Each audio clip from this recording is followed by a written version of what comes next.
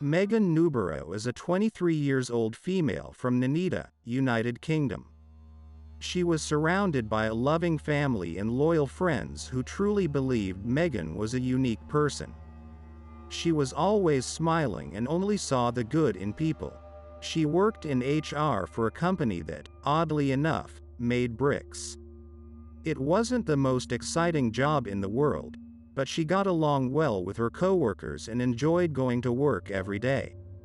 She was good at her job, liked by everyone and expected to be promoted soon, which was very convenient because she was going to buy a house. And in principle, the girl was content with her life. Her mother described Megan as a person capable of charming anyone who met her. And that attraction helped her start a relationship with a coworker. Friday, August 6, 2021. Megan walked out of her parents' house in Nanita. It was about 7:30 p.m., but it was still light outside. It was the middle of summer. Megan was making the most of it because the previous year had been filled with COVID quarantines and now she wanted to make up for lost time. She jumped into her car, a white Citroen C3, and the moment was captured by a camera at the doorbell at her parents' house. When she left, she told her family that she was going to a meeting with her coworker and should be back before sundown. That was only partly true. In fact, she had been in a relationship with this coworker for 6 weeks and had gone on a romantic date, not a simple outing. Her boyfriend lived not far away and Megan was anxiously awaiting this meeting, as was her chosen one. Unfortunately, when the girl said goodbye to her family, no one thought that it would be their last meeting. The next morning Megan never returned home. Her family started to get really worried. They knew it wasn't like the girl. After all, if she had stayed overnight at someone's house, she would have been sure to tell them over the phone. Her parents reported her missing to police at 12 noon on Saturday, August 7th. They told police that the last thing they knew was that she had gone for a walk with a man from work named Ross McCullum. McCullum was a 30-year-old lab technician who lived with his parents on Windsors Close in Covell Winter.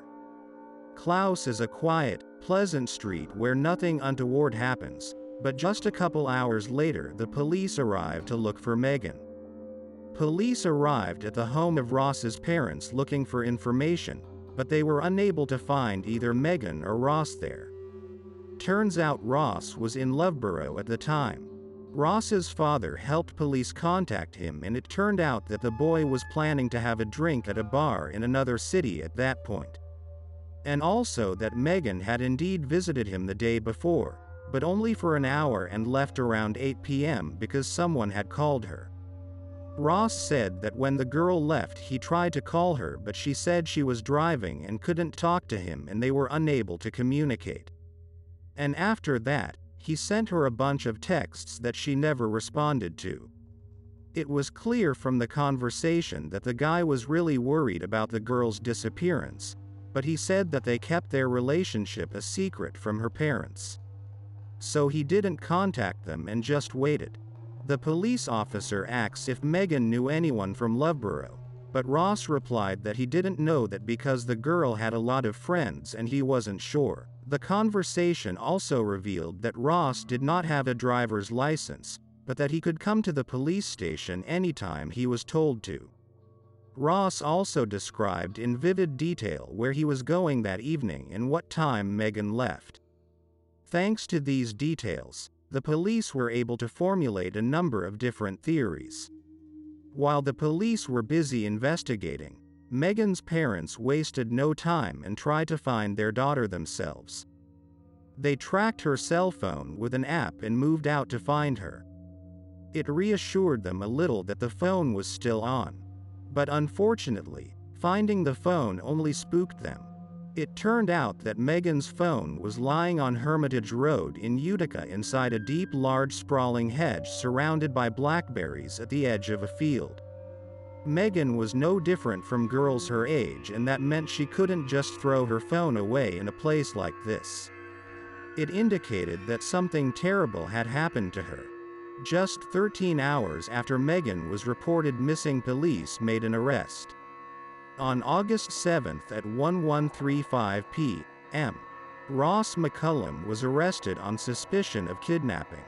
At the time of his arrest, Ross was visibly very upset and offered no resistance. He even immediately admitted where Megan was and that the girl was already dead. Police immediately advanced to the address given by Ross, Charlie Route, and the location was near Newborough. When they arrived, they managed to find Megan, but she had suffered the same fate as her phone. She was also lying deep in the overgrown hedge. McCullum's charge was changed to suspicion of murder.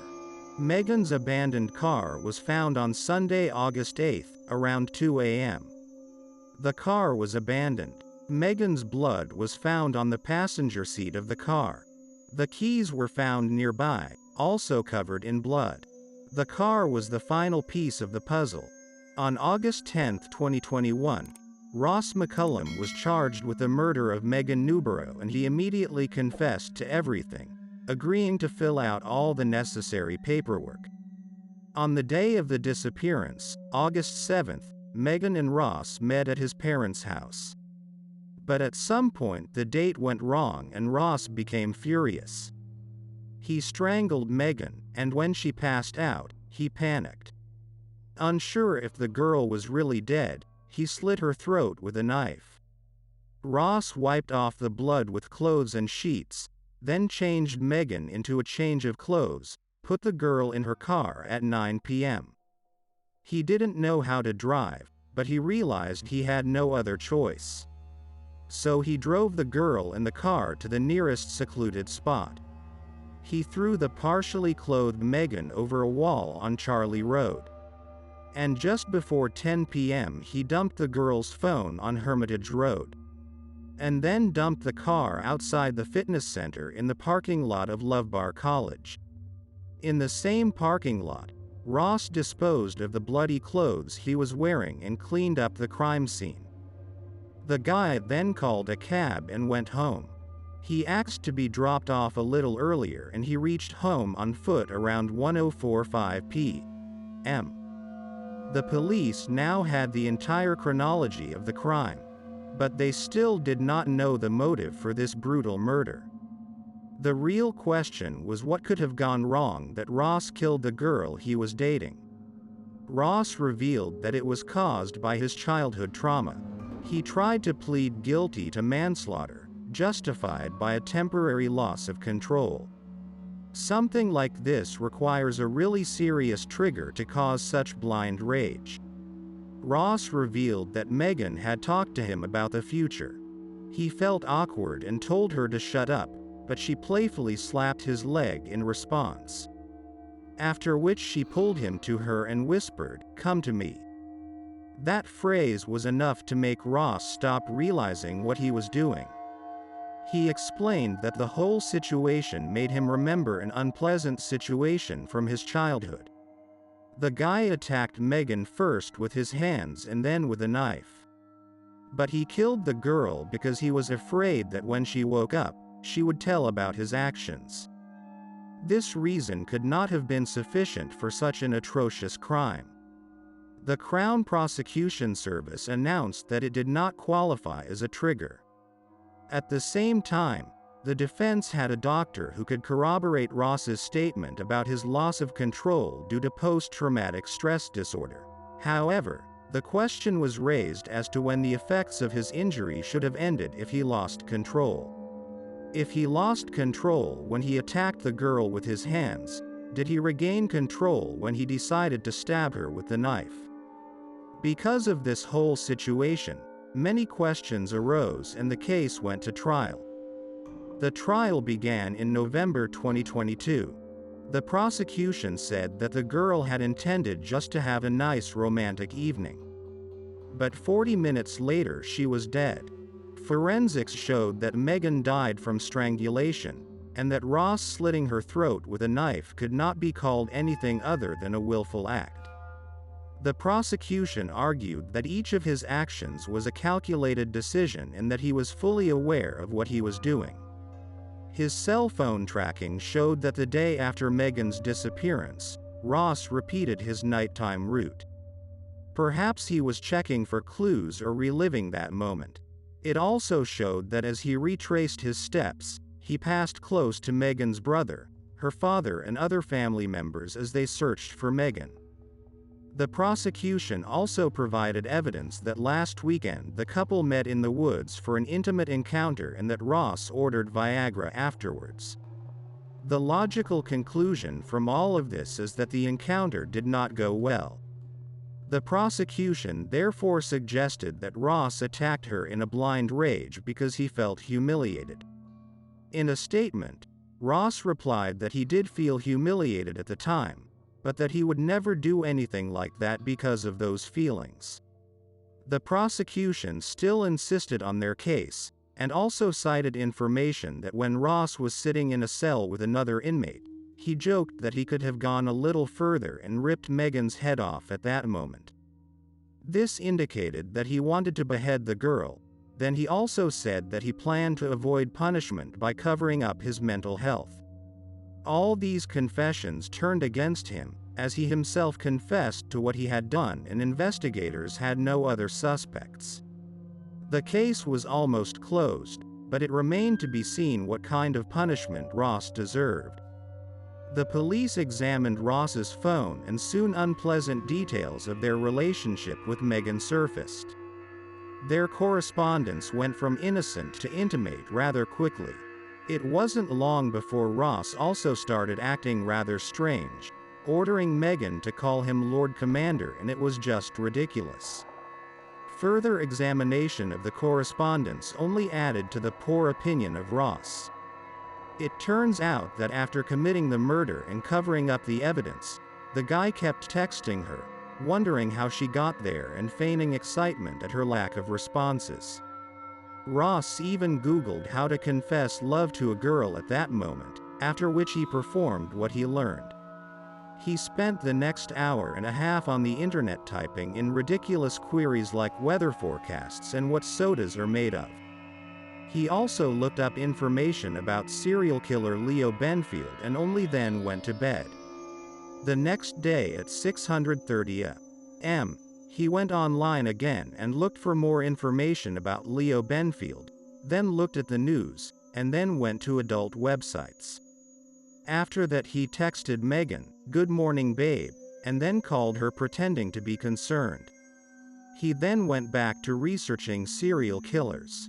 At one point, he was looking for categories of inmates and started looking for information about who cuts hair in prison and how to pay for it. His mental state was incomprehensible.